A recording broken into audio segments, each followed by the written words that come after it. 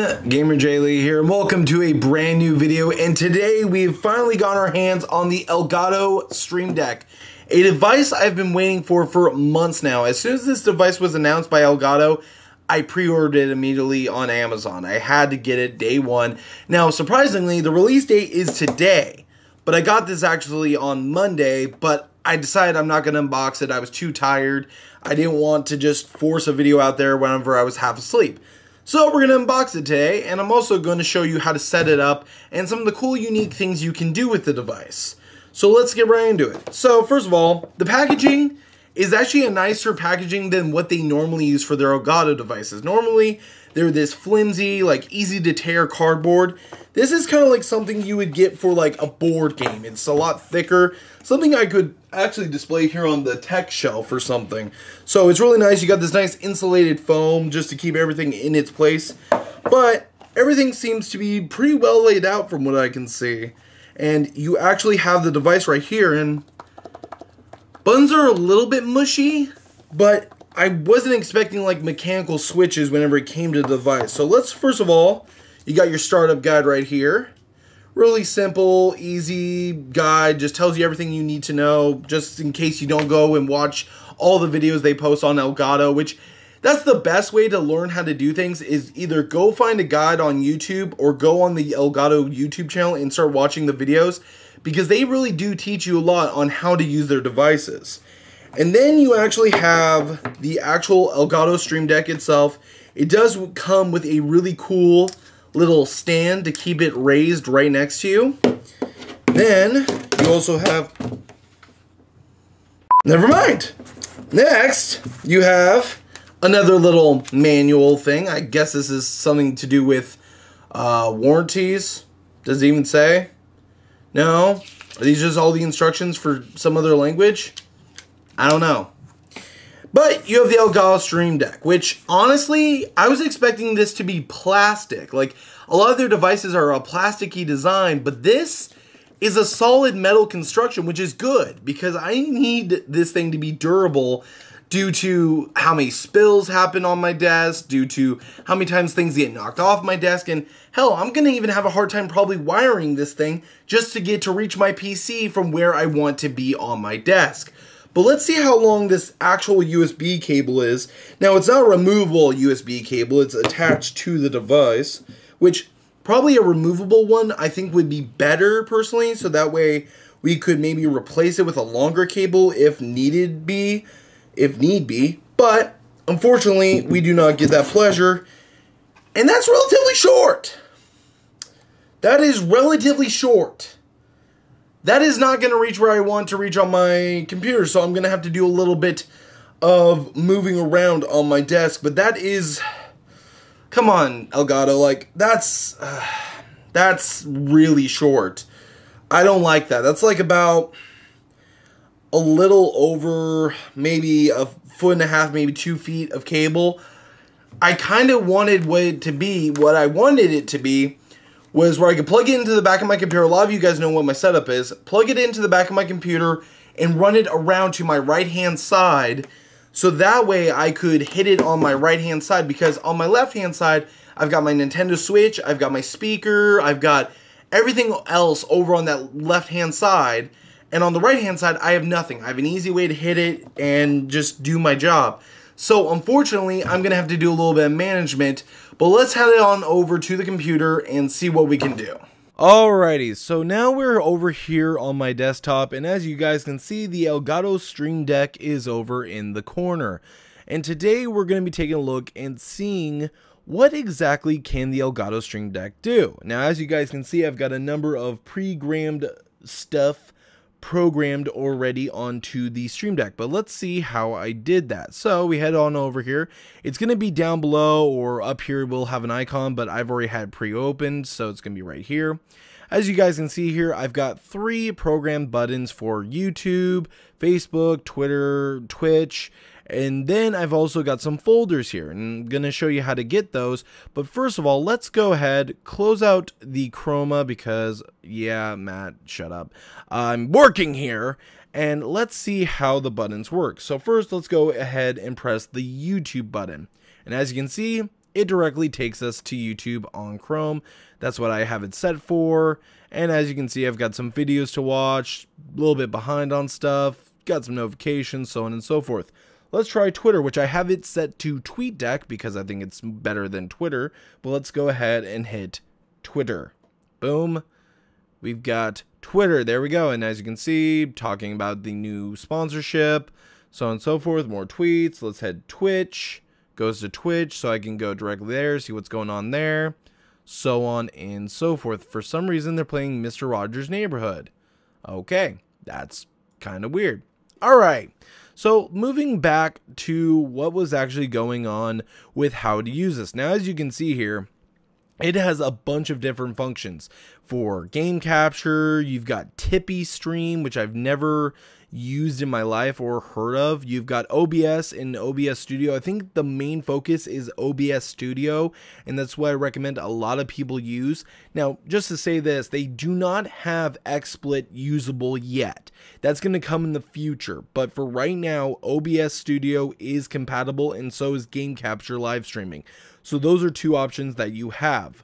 For everyone else, I really recommend you do switch over to OBS Studio. It is less of a CPU hog compared to XSplit. I used to use XSplit, and it was such a just a total utilization hog on your CPU that I had to switch, and I've gone to OBS and never went back. Then you also have Twitter options, which there's only one Twitter option right now, which is tweet. And as you guys can see right here, I do have a few options already made. My now live, where it says, hey everyone, I'm now live on Twitch. Come hang out and watch the stream. You've got my problems. Sorry everyone, having a small problem. Should be back up in a few moments. And then the thank you tweet for coming to the stream. Now, I could make more tweets, and maybe I will. I'm just doing this on short notice.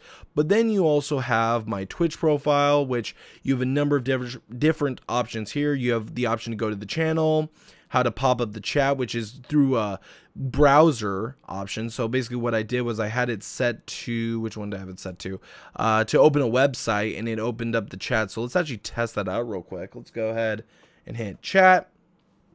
Does it work? Yes, it does, but I have to definitely resize that. Holy crap. Yeah, god dang it, Matt. Stop messaging me. I'm working here. But as you can see here, it can pop up your Twitch chat. I do also have viewers, which it should. I don't think because there is any viewers right now on Twitch that's not going to work. But if I click it, it does not do anything. It does not do anything whenever I click it right now. So obviously it might display. I think it displays actually on the Stream Deck itself. It doesn't display on the screen. But then you also have messages you can pop up in the Twitch chat. So let's pop the Twitch chat back up. Bada boom. There we go.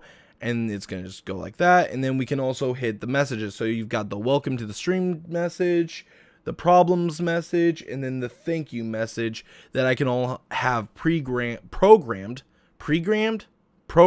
into the Stream Deck to pop up whenever I need them. So that is very simple and very easy to use. All you do is you just go to Twitch, you go grab a chat message, boom, you title it like I have here, and you can have that in 3 different areas. So let's say this is going to be called Jobber. I could have this either up above, in the middle, or below. Above and middle are going to be your top, or above and bottom are going to probably be your favorites for this. And then you can also, it's set to an account, so it's of course set to my Twitch account. And then you can have the message be jobber. And let's see if it works. So that's all done. And then you can see the buttons here already. So let's pop up the chat again.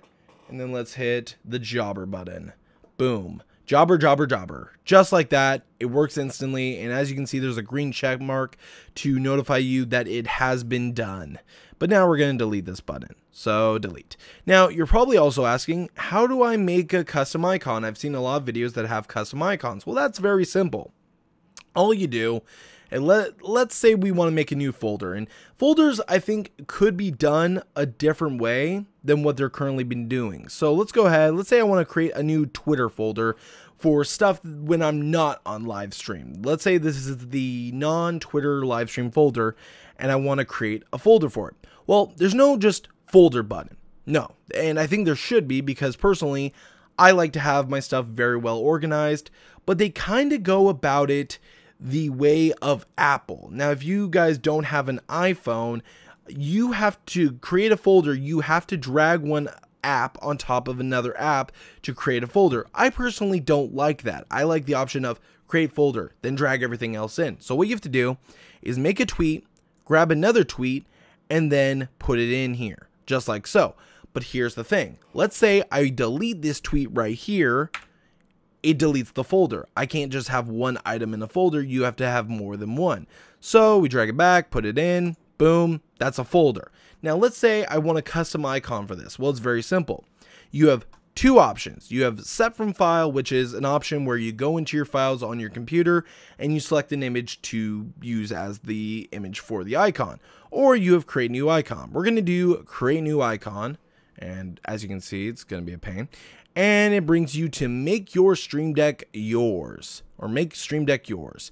And you have a number of different options for icons down here below. And it's actually quite simple on how to do this. So first of all, the one I'm using is the Twitter folder down here. It's pre-built, it looks nice, yada, yada, yada. But let's say I want to make something a little bit different, like something like this, but different. So let's say I want to use this background, which is the Twitter background. We'll use the white Twitter bird, which, oh, did not go. There we go, white Twitter bird. And then we're going to use the folder.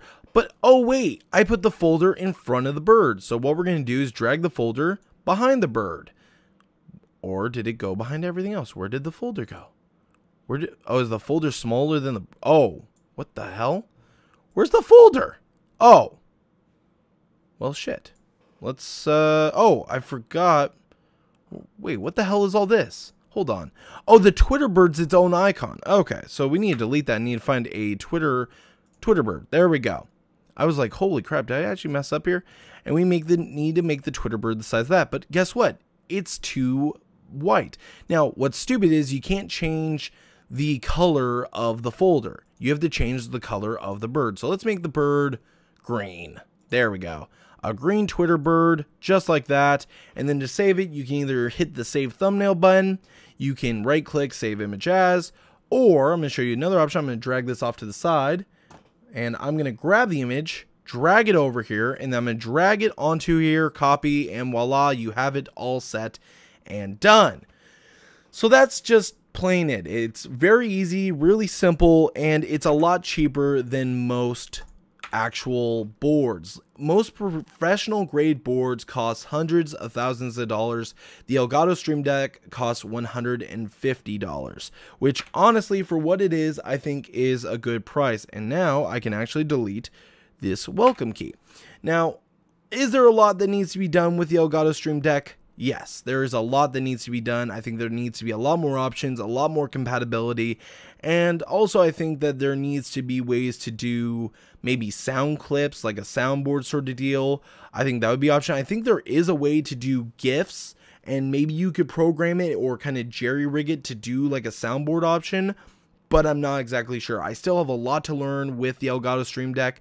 I only spent a few hours actually messing with this thing last night, the program, before I got the Elgato Stream Deck, and now I'm gonna probably live stream and, you know, try it out and see what I can do. Just to mention, it does have an OBS option. As you can see here, it has all of my different profiles here, or my different scenes. So I'm gonna pop this up real quick, just to show you before we end off this video, that I have all these different options whenever it comes to moving my scenes. So you've got the start scene, you've got the opener, which it'll probably drag down to, yep, hi. You've got the gameplay, which will go down to gameplay. You got gameplay 2, which is the one with the overlay and the chat. You've got my BRB. You've got the end, where I end off the stream. You have the option to mute audio, so boom, boom, just like that. There we go. And then you have my buttons for start stream, start recording, stop recording. So everything you need just for that is all there. And then you also, and I think I just moved out of frame. Nope, I'm good. You also have your Elgato option. So let's actually bring up the Elgato real quick. Might as well, right? Elgato, no, not that. I actually wanted to bring up the Elgato program, which I actually think I have a button for that. Let's press the button and see what it does. Did it work? I don't know if it worked. Oh, it worked! Hey, there we go. Very nice. And as you can see here, I do have my Elgato here, and it does have an option for taking a screenshot, and I also have the option for starting recording.